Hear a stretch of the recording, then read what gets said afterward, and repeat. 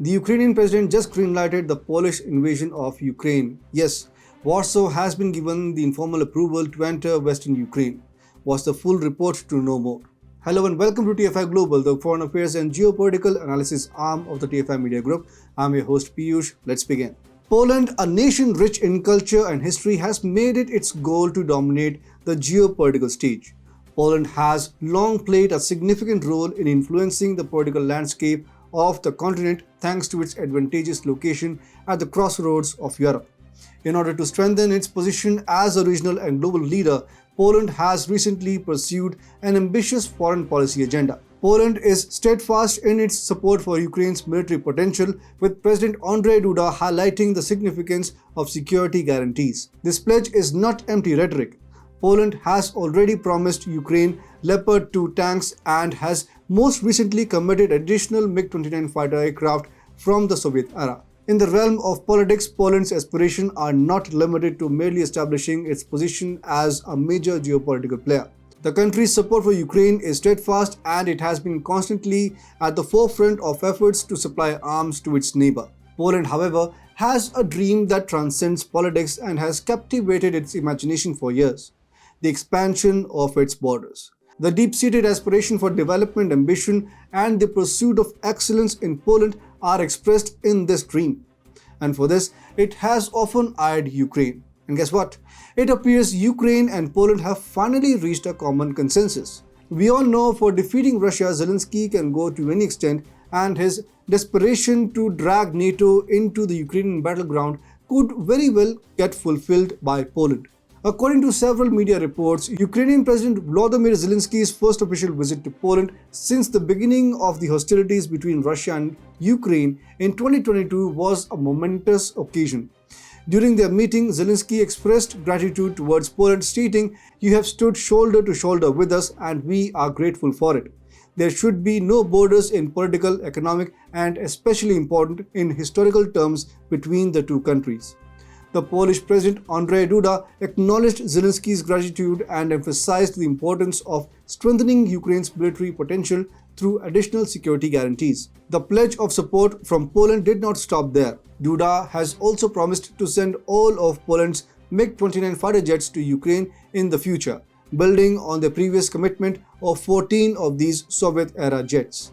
This is no hidden fact that Western Ukraine has several territories which were once part of Poland. For centuries, several Western Ukrainian territories were part of the Polish-Lithuanian Commonwealth, a vast empire stretching across much of Eastern Europe. However, many of these areas were ruled by various foreign nations such as Russia and Austria-Hungary after the partition of Poland in the late 18th century. The Polish-Ukraine War, which broke out in the wake of World War I and resulted in the establishment of Second Polish Republic, brought new difficulties and changes to it. However, this time was characterized by tension and hostility, including the Holocaust committed by Ukrainian nationalists against the Poles in Volhynia during World War II. Since Ukraine currently occupies these Polish territories, their shared history has left a delicate balance between cooperation and tensions. This is primarily why the Russian leadership keeps making alarming claims about Poland's alleged plans to annex territories in western Ukraine. The Foreign Intelligence Service Director Sergei Naryshkin is the latest to echo this assertion, but he is not alone. The notion of Poland absorbing Ukraine has recently come up several times, according to Russian President Vladimir Putin, and Security Council Secretary Nikolai Patrushev has expressed concerns about Warsaw's moves to seize western Ukrainian territories. Although these allegations are absurd and unfounded, they serve as a worrying reminder of the instability and unpredictability that exists in the area. These Russian leaders' statements strike the Polish-Ukrainian relationship like a dagger, clouding any strides towards peace and stability with suspicion and mistrust. And honestly, you can't trust Poland when it comes to its vested interests. Poland has been known for playing a double-edged game. On one hand, Poland openly lambasts allies like US and Russia, whereas on the other hand, it is often seen dancing or dealing with them covertly.